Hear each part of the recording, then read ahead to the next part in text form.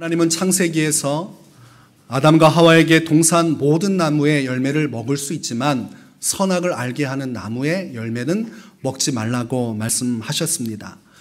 이렇게 말씀하셨기 때문에 피조물인 아담과 하와는 그 말씀을 듣고 순종했어야 합니다. 하나님께서 먹지 말라고 했으니 저 선악을 알게 하는 과실은 먹지 말아야겠다.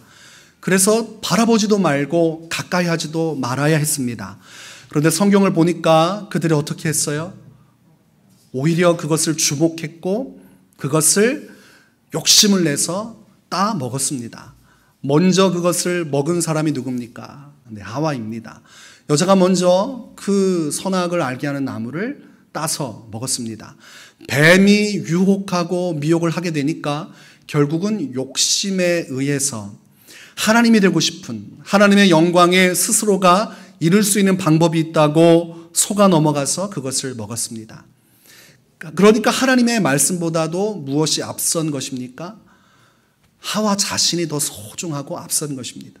하나님이 무엇이라 말씀하든 내가 잘 될 수 있다면 내가 이 선악을 알게 하는 나무를 먹어야겠다. 그러니까 하나님보다 내가 먼저가 되고 나니까 이렇게 죄를 짓게 된 것입니다.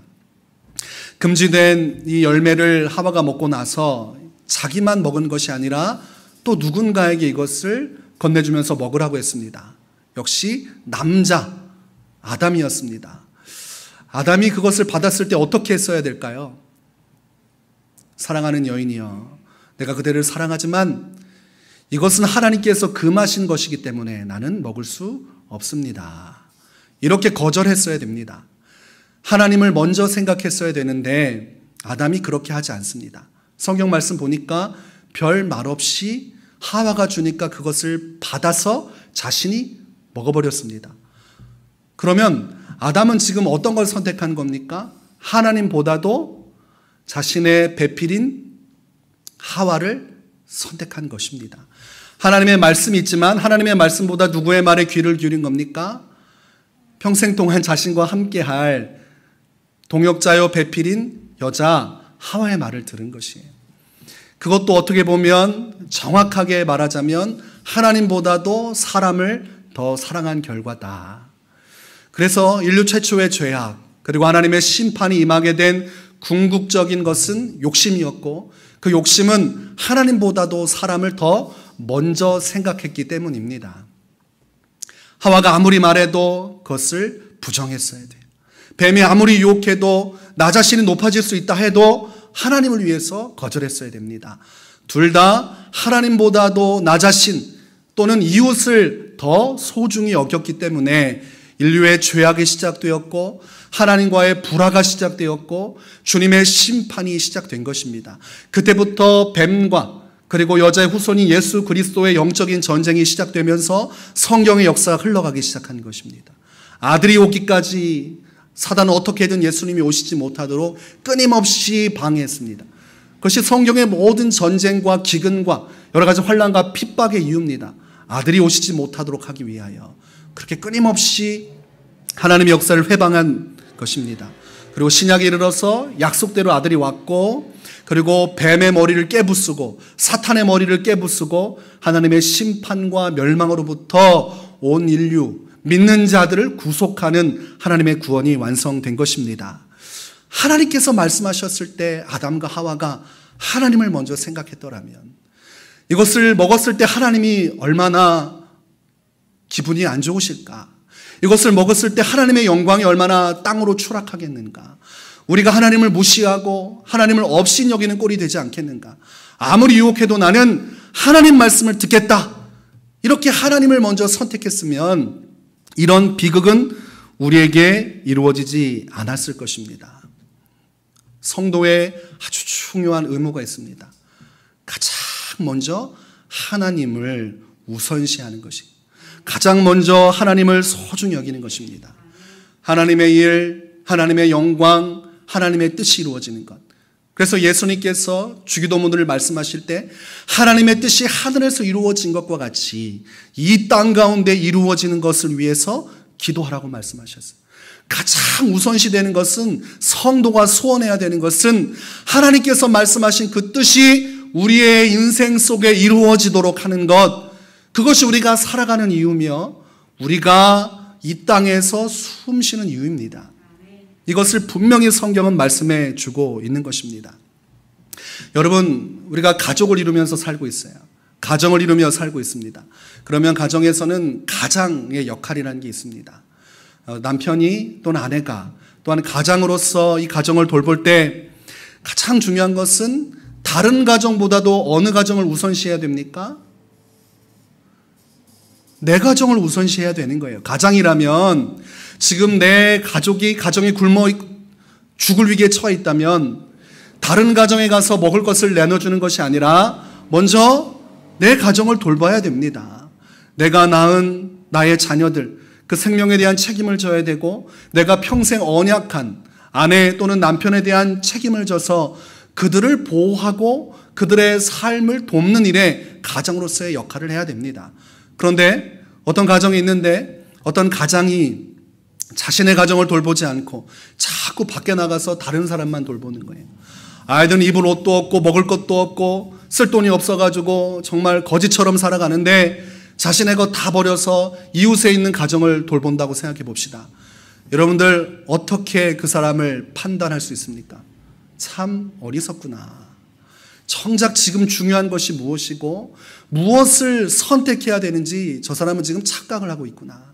아내의 눈물을 볼 수 있어야 되고 지금 힘들어하는 자녀들의 그 슬픔과 유년 시절의 괴로움을 돌아보아야 하는데 엉뚱한 곳에 초점을 두고 있는 것이죠.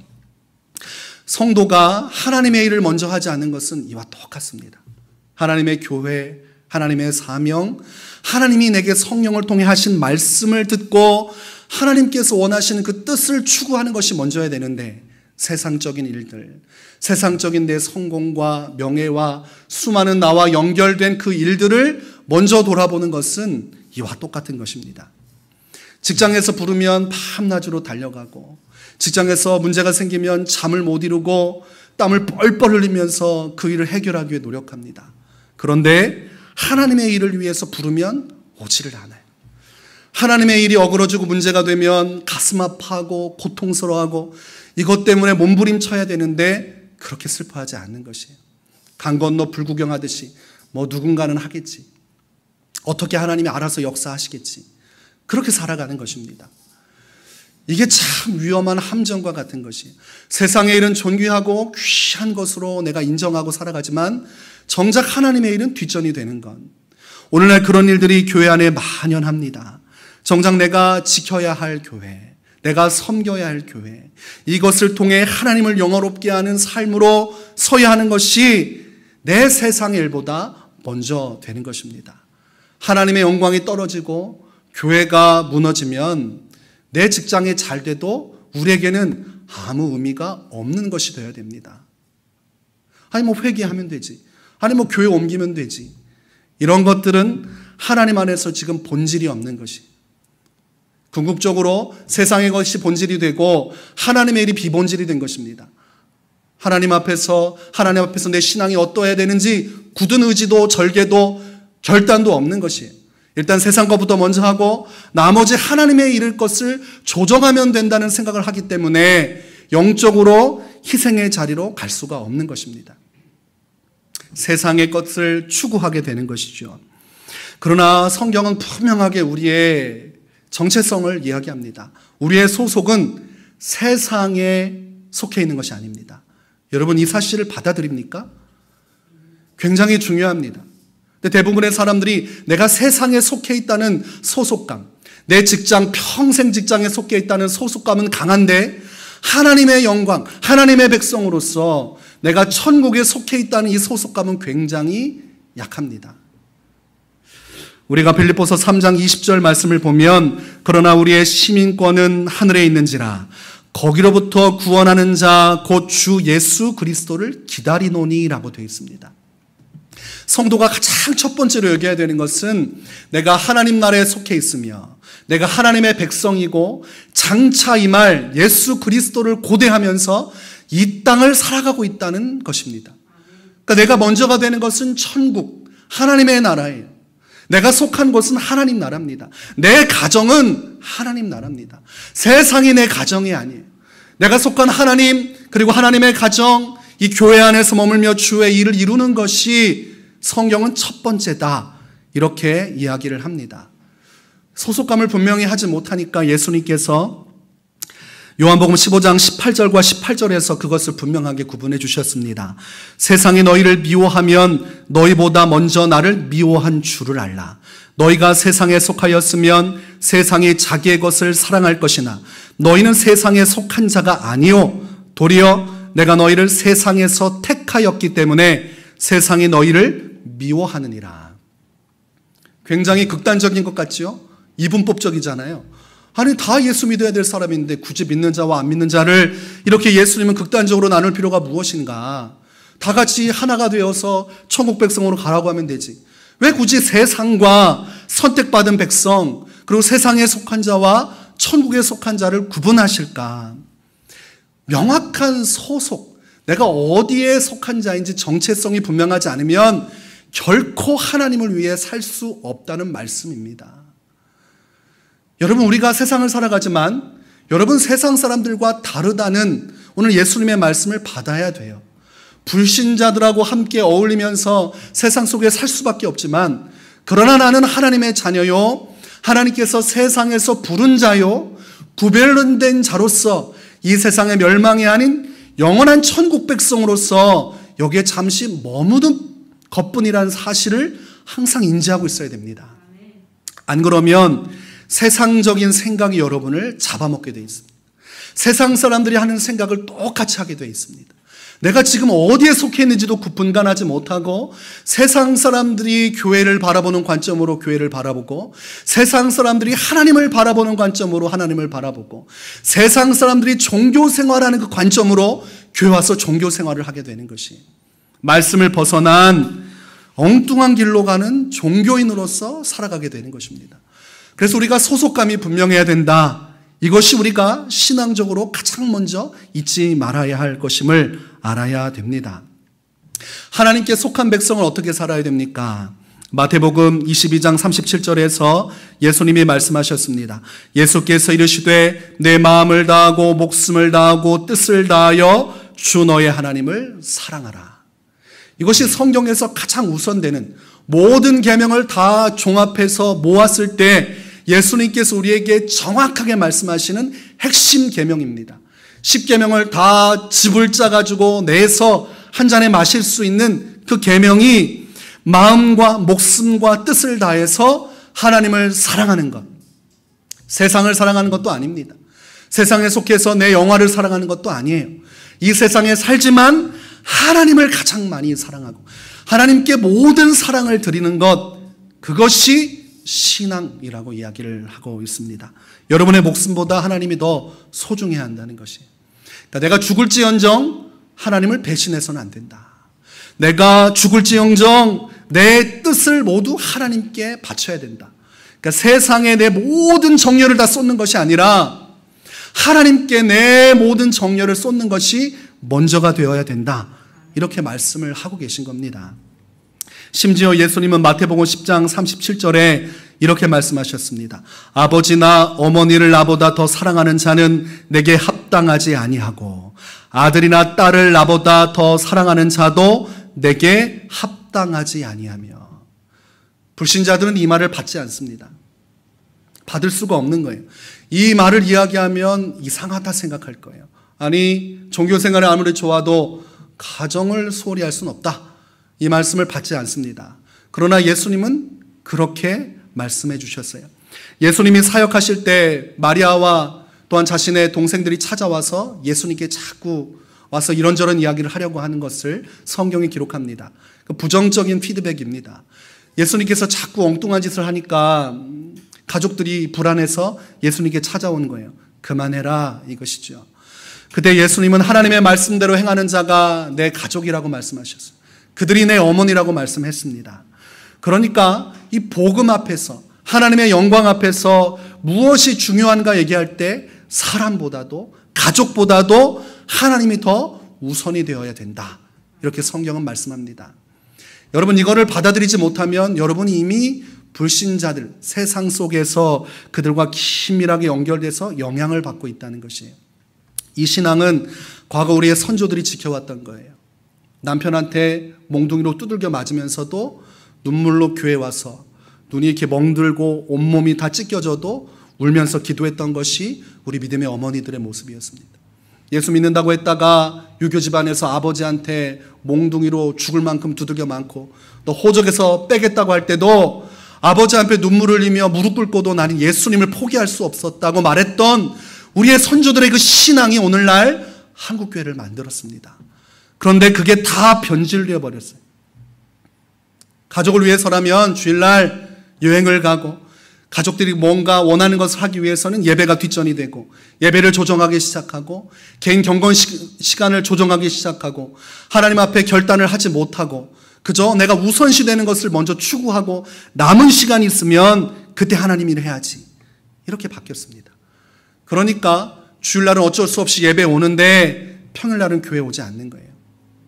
우선순위에서 다 밀려버리는 것입니다.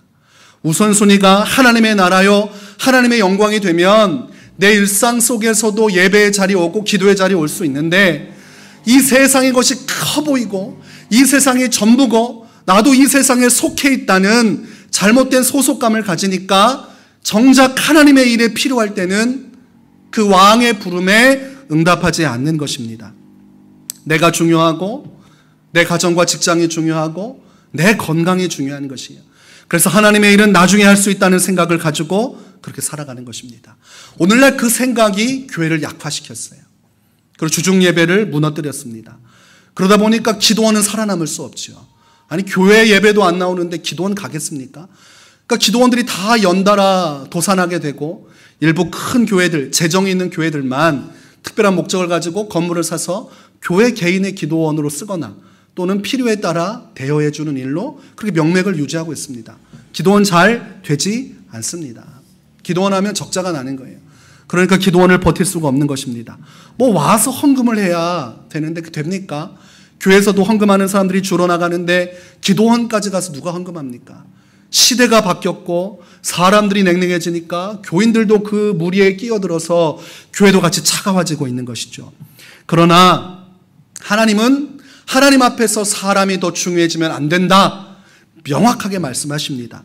누가복음 10장 27절 말씀을 보면 좀 전에 말씀했던 예수님의 말씀이 더 구체적으로 나옵니다. 대답하여 이르되 내 마음을 다하며 목숨을 다하여 힘을 다하며 뜻을 다하여 주 너의 하나님을 사랑하고 또한 내 이웃을 내 자신같이 사랑하라 하였나이다.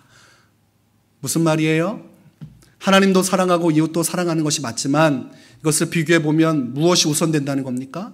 하나님을 사랑하는 것. 하나님과 그리고 이웃이 충돌하게 되면 하나님 앞에서 내 신앙과 이웃과 관련된 내 신앙이 충돌하게 되면 하나님 앞에 내 신앙과 가족 간의 관계에서의 것들이 충돌하면 무엇을 선택하라는 것이에요? 하나님을 선택하라는 겁니다. 근데 요즘 어떻게 사람들이 성경을 해석하냐면 하나님을 선택하지 말고 이웃을 선택하라고 이야기해요. 그게 복음을 위해 좋다. 그렇게 사람들을 품어줘야 신앙적인 것 좀 내려놓고 사람들에게 좀 맞춰줘야 그래야 사람들이 교회가 사랑이 많구나. 이웃을 섬기는구나 하면서 교회로 오지 않겠냐라고 이야기합니다. 그 사람은 전도가 뭔지 모르는 사람이에요. 성령의 역사가 뭔지 모르는 사람이에요. 대부분 다 우리 교회를 이루고 있는 사람들을 보면 부정적인 사람들이 많았어요. 교회가 예배를 줄인다거나 그들에게 비유를 맞춘다고 해서 교회 온 것이 아니라 도리어 교회가 교회 자리를 지키고 기도하고 예배하고 성령을 통해서 복음을 전할 때 그들이 처음에는 반발하고 완악했지만 성령의 역사와 복음의 능력으로 영혼이 구원받은 것이지 교회가 그들의 눈높이로 낮아지고 자신의 정체성을 내려놔서 부흥된 게 아닙니다. 만약 그렇게 부흥됐으면 그것은 교회가 아닌 것이에요. 여러분 이단들이 얼마나 번성하는지 아십니까? 바퀴벌레처럼 번성해요. 한번 자리를 잡으면 이해도 안 되는데 엄청나게 몰려듭니다. 어떻게 합니까? 거짓말해서, 속여서 그 사람들에게 거짓으로 그들의 눈높이에 맞춰서 여러 가지 설문조사와 여러 가지 봉사단체로 가장하고 그리고 무언가 사회적인 것들을 행한다고 하면서 그들을 끌고 와서 지옥으로 끌고 갑니다. 그러나 역대적으로 성경 말씀을 보면 사도들도 하나님의 백성들도 절대 타협하지 않았어요. 두들겨 맞건 죽임을 당하건 하나님의 복음을 위해서 기도하고 그냥 복음 전하고 성령의 능력으로 그들이 변화되든지 아니면 회개하지 않으면 내가 죽든지 양당 간의 결정을 내리고 하나님의 방법으로 전도해서 초대교회가 살아남았고 오늘날까지 그 순교자의 피가 흘려져서 우리에게까지 온 것입니다. 기껏 이렇게 말씀으로 교회를 세워놓고 하나님의 영광으로 나라를 살려놨더니 이제 와서 뭐라고 말합니까? 교회가 세상의 눈높이에 맞춰야 한다는 것이. 어디까지 맞춰야 됩니까? 어떻게 맞춰야 돼요? 제가 전에 전도훈련을 받을 때 아주 혹독한 훈련을 받았다고 전에 이야기했습니다. 전도 방법이 참 무식한 방법이에요. 저는 상식적으로 이렇게 하는 게 맞는가 싶을 정도로 그냥 신호등 앞에서 신호불 바뀌면 그 빨간불 나오면 그 3분 동안 그 옆에 있는 사람 붙들고 그냥 전도하는 거예요. 난생 처음 보는 사람인데 뭐 상호 뭐 인사 나누고 통성명도 없이 그냥 바로 전도하는 거예요. 얼마나 당황스러워요. 뭐 전후 맥락이 있어야 될 거 아니에요. 내가 누군지, 지금 뭘 하고 있는지. 이 사람이 얼마나 불편하겠습니까? 그냥 전도하라는 거예요. 무당집에 찾아가서 노크하고 문 열어주면 들어가서 선물 갖다 주고 복음 전하라는 거예요. 그냥 경찰서나 소방관 수고하는 분들 있는데 가서 그냥 들어가가지고 인사 나누고 복음 전하라는 거예요. 그리고 양로원이나 좀 어려운 형편이 있는 사람들을 찾아가가지고 선물해주고 안마해주고 복음 전하라는 거예요. 뭔가 하긴 하는데 두서가 없어요. 그리고 그냥 가가지고 복음 전하라는 겁니다. 생각해보면 어떤 마음이 떠올라요? 그러면 주변 사람들이 반발하고 싫어하지 않겠나. 그렇게 해서 전도하는 게 참 무례하지 않나. 그때 이 훈련을 받을 때 양로원에 가서 어르신들에게 선물을 만들어 드리고 먹을 것도 드리고 안마해 드리고 복음을 전하고 오는 미션이 주어졌습니다. 그냥 오전에 강의 2시간 하고 그냥 오후에 밥 먹고 나가라고 그러는 거예요. 그럼 2시간 배우고 그냥 나가는 겁니다. 뭐 없어요, 훈련이. 그냥 일단은 가르쳤으니까 가서 하라는 겁니다. 그래서 권사님 2분 모시고 전도사님 1분하고 저하고 같이 갔습니다. 그런데 양로원에 들어가기 전부터 전도사님 표정이 아주 일그러져 가고 있어요. 그래서 제가 좀 불편했죠. 그분이 전도 담당입니다. 저는 전도 담당이 아니고 행정이었습니다.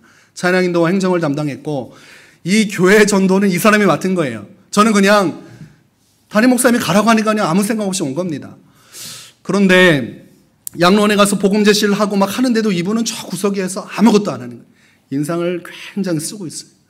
그래서 나중에 봤더니 자기는 이게 싫다는 거예요. 이런 식으로 무례하게 약속도 안 잡고 양로원에 와서 이거는 인간적으로 이렇게 전도하면 안 된다는 거예요. 이렇게 하면 전도의 문이 막히고 교회가 욕먹는다는 겁니다. 그때 그 말을 입증하듯이 할머니 한 분이 저희가 들어가니까 반대했어요. 빨리 나가라고. 그런데 이 전도 방법은 특징이 그냥 들어가는 겁니다. 그냥 우르르 들어가는 거예요. 저도 마음속에 괴로움이 있었어요. 아니 환영하지도 않는데 와가지고 내가 이 좋은 날 뭐 하는 것이냐. 그렇지 않아요. 환영하고 좀 분위기가 되는 복음을 들을 수 있는 관계에서 복음을 제시해야지. 이거 생판 처음 보는 분인데 우리 부모님도 아니고 아니 여기 와가지고 뭘 하겠다는 거냐. 근데 들어갔습니다. 하라는 대로 그냥 안마해드렸어요. 근데 할머니들이 좋아하시고 이분들이 처음에는 냉랭하게 있다가 안마를 해드리고 이야기를 해드리니까 그때부터 웃음꽃이 피기 시작하면서 너무 좋아하는 거예요. 처음에는 반대하고 나가라고 했던 할머니를 보니까 안마를 받고 계신데 방긋방긋 웃고 그리고 선물 포장 뜯고 좋아하시는 거예요. 거기서 복음 다 제시하고 예수님 영접하고 그리고 나왔습니다. 근데도 전도사님 표정은 좋지 않아요. 여러분 오늘날 우리의 모습이 그 전도사님하고 똑같은 거예요. 왜 자꾸만 사람들을 배려하지 않냐 교회가. 왜 그렇게 무식하게 신앙생활하냐 이렇게 이야기합니다. 무식한 우리의 선조들이 이 교회를 살렸습니다. 무식하게 기도하고 무식하게 전도했더니 막 죄인이 폭력배들이 막 회개하고 예수 믿고 뒤집어져서 한국교회 명맥을 이어나간 거예요.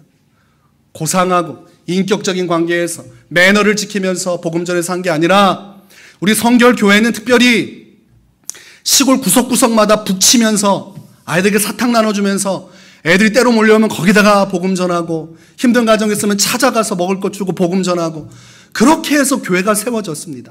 복음 전도관으로 세워졌다가 워낙 사람들이 막 몰려오니까 새벽 기도하고 막 철야하고 저녁 기도회 하니까 장로교나 타교단에서 성결교회 저 복음 전도관 가지 말라고 금지령 내렸습니다. 워낙 뜨거웠으니까. 그러나 그렇게 해서 결국은 복음전도관이 성결교회로 태어나게 되었고, 우리 교단은 해외에서 몰라요. 우리 한국에서 생겨난 것입니다. 한국의 선교단체가 복음을 전하고 현지 사역자를 세웠고, 그 사람들이 교회를 세워서 오늘날 가시밭의 백합화, 선교교단 마크를 보시면 그게 가시밭의 백합입니다.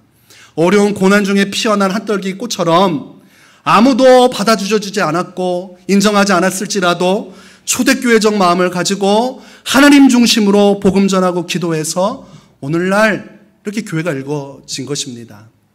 세대가 바뀌면서 이것이 흔들리기 시작하고 있어요.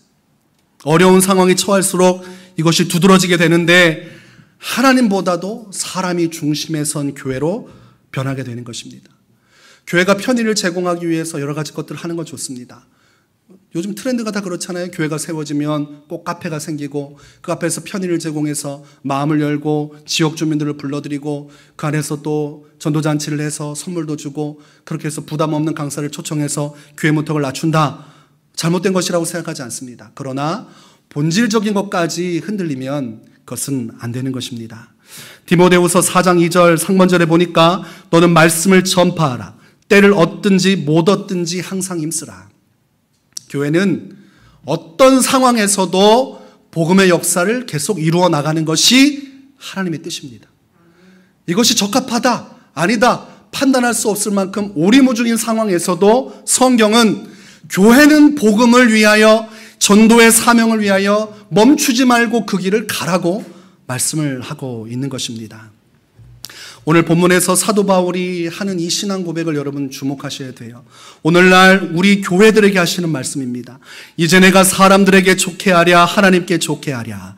사람들에게 기쁨을 구하랴. 내가 지금까지 사람들의 기쁨을 구하였다면 그리스도의 종이 아니니라. 이 마음을 갖지 못한 사람은 절대로 순교하지 못합니다. 오늘날 예배 안에 들어온 사람들이 저마다 위기의 때가 되면 순교하겠노라는 다짐을 해요. 그러나 이 고백을 갖지 못한 사람은 순교하지 않습니다. 결정적인 순간에 너 예수 믿는다고 하면, 네 자녀 사지를 잘라 죽이겠다고 하면 순교할 수 있을 것 같습니까? 평상시에도 사람 중심으로 신앙생활하고 편의에 따라 신앙생활했던 사람이 정말로 내 눈앞에서 칼로 인해서 내 자녀가 사지가 잘려지는데 예수 믿겠다고 하겠어요? 그때 분명히 그럴 겁니다. 주님 용서하십시오. 제가 나중에 회개하겠습니다. 그리고 예수님 버릴 거예요. 왜냐하면 그렇게 신앙생활을 해왔기 때문이에요.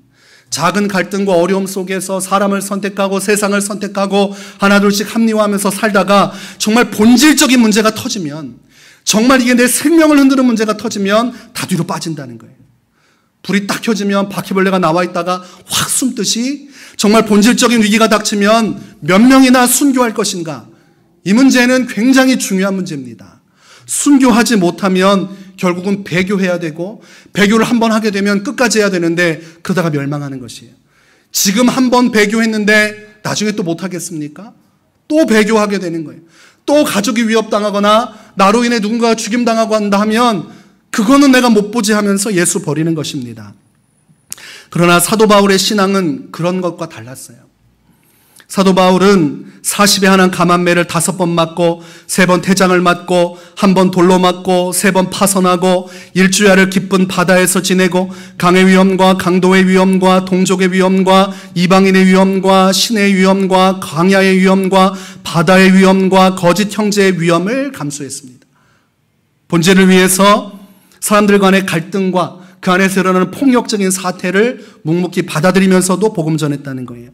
수고하고 애쓰고 여러 번 자지 못하고 줄이며 목마르고 굶고 춥고 헐벗었다고 되어 있습니다. 세상과 구별되는 이유는 한 가지예요. 예수님을 믿었고 타협하지 않으니까 세상과 믿는 자가 구별되는 것입니다.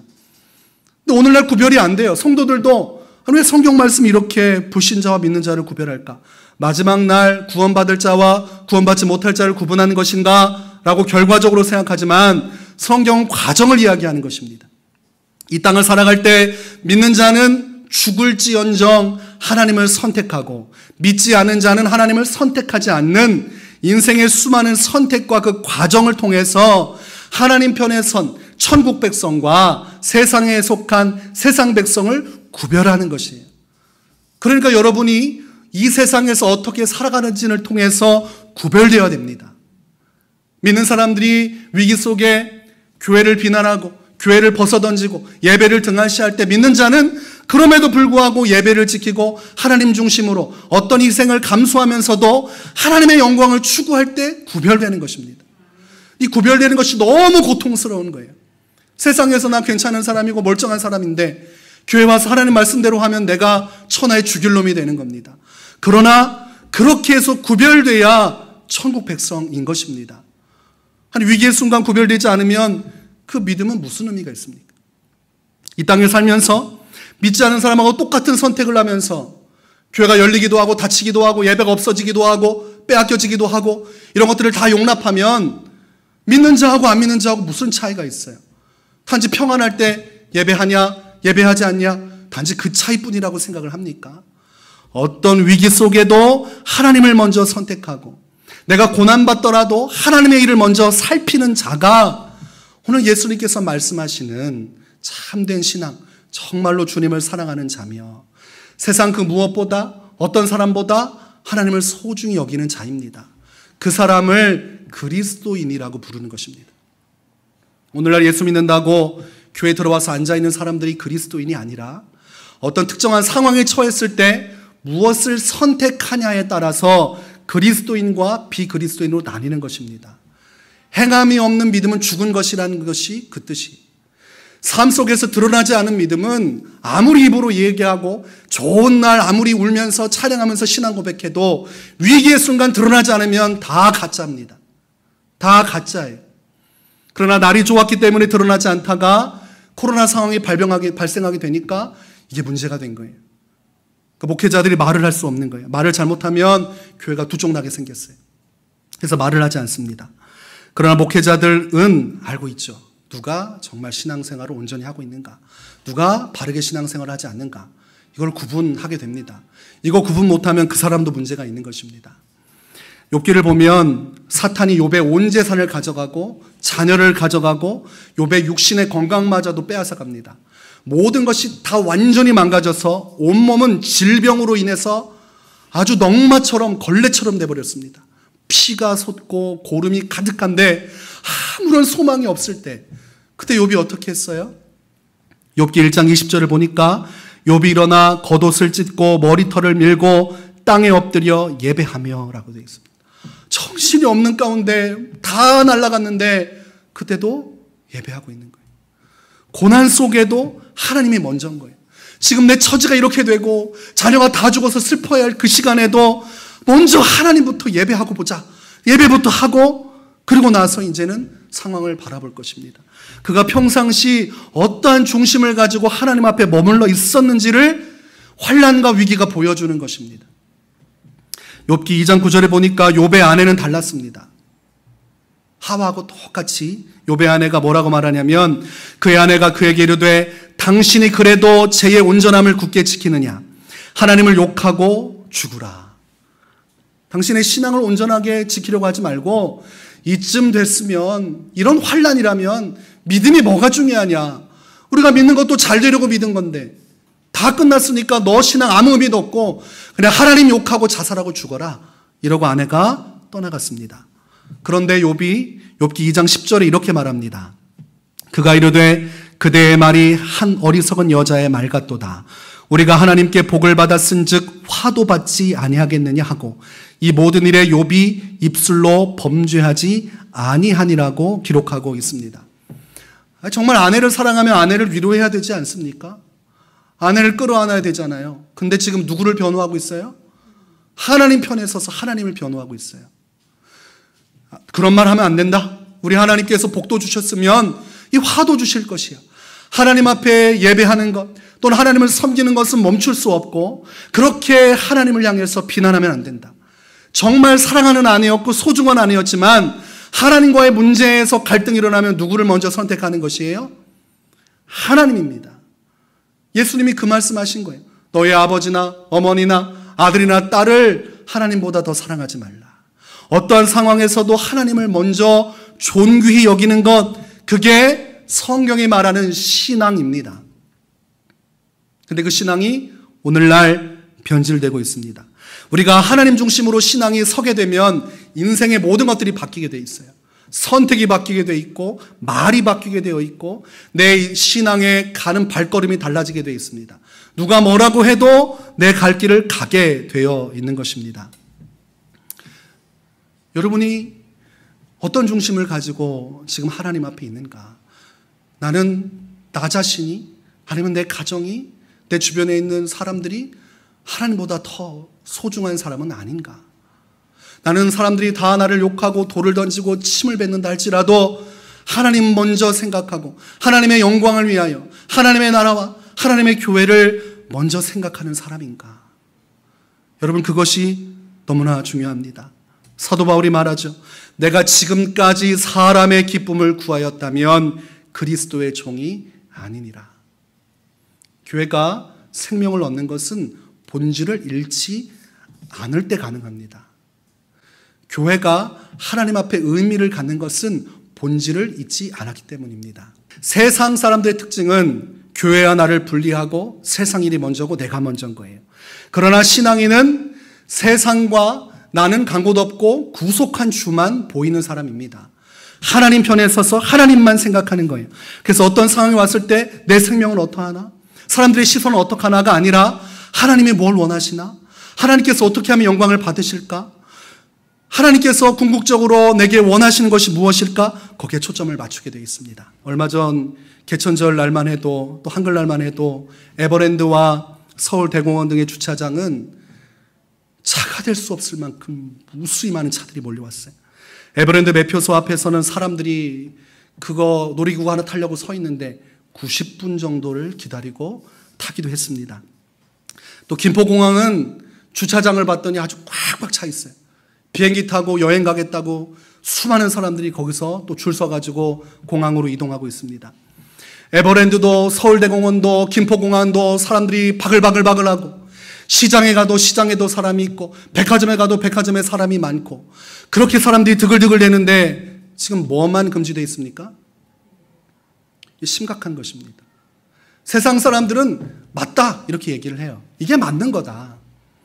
어느 글을 봤더니 누가 썼어요. 교회가 예배를 멈춰야 된다. 비대면으로 전환하든지 종교생활 따위가 뭐가 중요하냐. 사람이 먹고 사는 게 중요하지. 이렇게 얘기를 한 거예요. 그때 누가 밑에 썼어요. 예배가 목숨보다 중요하다. 그때 또 누가 댓글을 달았어요. 아니 먹고 사는 문제가 중요하지. 종교적인 이기심에 빠진 악독한 기독교 막 이렇게 써놨어요. 그건 세상의 시각인 것입니다. 근데 그 시각을 가지고 성도들이 그 시각을 가지고 교회를 본다니까요. 예배한다고 하면 악독하고 이기적이고 잘못된 사람으로 세상은 치부해도 교회 성도는 그러면 안 되는 겁니다. 예배하고자 하는 그 성도들의 마음을 함께 이해해 줘야죠. 저렇게 어려운 가운데서도 예배하려고 하는구나. 어떻게든 우리가 기도해주고 도와주자. 우리는 비록 현장에서 예배하지 못하지만 저들 위해서 기도해주자. 이렇게 교회 내에서 얘기가 돼야 되는데 목사님들이 들고 일어나가지고 예배하는 목사를 나쁜 사람이라고, 우리 교회는 예배하지 않습니다 자랑스럽게 막 현수 막 붙여놓고, 이웃이 어렵다면 우리는 예배를 중단하겠습니다. 묻고 싶은 겁니다. 당신은 누구를 위해서 목회자로 부름을 받았나? 저는 그 고통, 이 잘못된 흘러가는 이 흐름을 바로잡아야 될 거라고 생각을 해요. 저는 하나님께서 이제 이번 코로나 사태를 통해서 이 모든 것을 바로잡으실 거라고 생각을 합니다. 저는 오늘날 한국교회 지도자가 부재하구나 이런 생각을 많이 했습니다. 조심스러운 이야기죠. 그런데 작은 교회로서 정말 힘겹고 세상적으로 지탄을 받고 교회가 예배할 수 없는 위기에 처할 때, 정말 목회자들이 힘들어하고 작은 교회, 시골 교회들이 온라인 예배조차 드리지 못해서 흔들거릴 때, 지금까지 자신이 한국교회를 대표한다고 말했던 목회자들 다 어디 갔습니까? 그 사람들 왜 아무런 말도 하지 않고 교회 다 닫아 걸고 자기들 예배만 합니까? 목회자로서는 그 교회 교인에게 존중을 받을 수 있지만 저는 한국교회 지도자가 될 수 없다. 왜냐하면 정말 울부짖는 교인들, 예배하지 못하는 교인들이 그렇게 많은데 하나님께서 영광을 받지 못하고 교회가 막 무너져 내리고 성도들이 죽음 가운데 정말 신앙적으로 결단하지 못하고 세상 속에서 흔들리는데, 그때 정말 예배를 바로 세워야 된다고, 어떻게든 방역을 하면서 예배할 수 있는 방법으로 가야 된다고 한국교회 성도들을 규합하고 당당하게 얘기할 수 있는 사람이 있어야 되는데 그 한마디 안 하니까 에버랜드는, 김포공항은, 서울대공원 사람들이 미어 터지는데 제가 얼마 전에 선물을 사기 위해 백화점에 들렸습니다. 백화점 비싸죠? 두근두근 되는 마음으로 갔어요. 그런데 사람들이 얼마나 많은지, 음식점이 얼마나 사람들이 가득한지 그거 보면서 화가 막 확 나는 거예요. 이 사태를 보면서 지금 뭐 하고 있는 것이냐, 한국교회는. 예배가 어려우면 그냥 집에서 하면 됩니다 하고 띡 하고 끝나는 문제인가?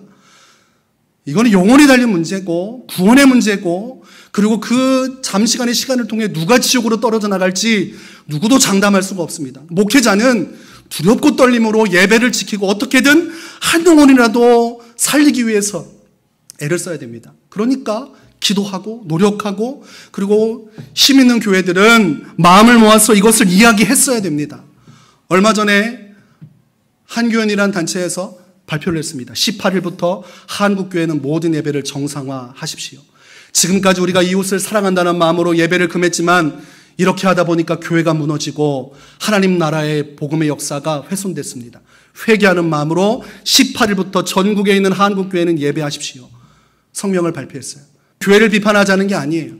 우리가 지금 이런 상황 속에서 무슨 마음을 가지고, 우리가 작은 교회지만 그래도 하나님 앞에 본질은 지켜야 됩니다. 제가 이 교회에 온 이유도 한 가지입니다.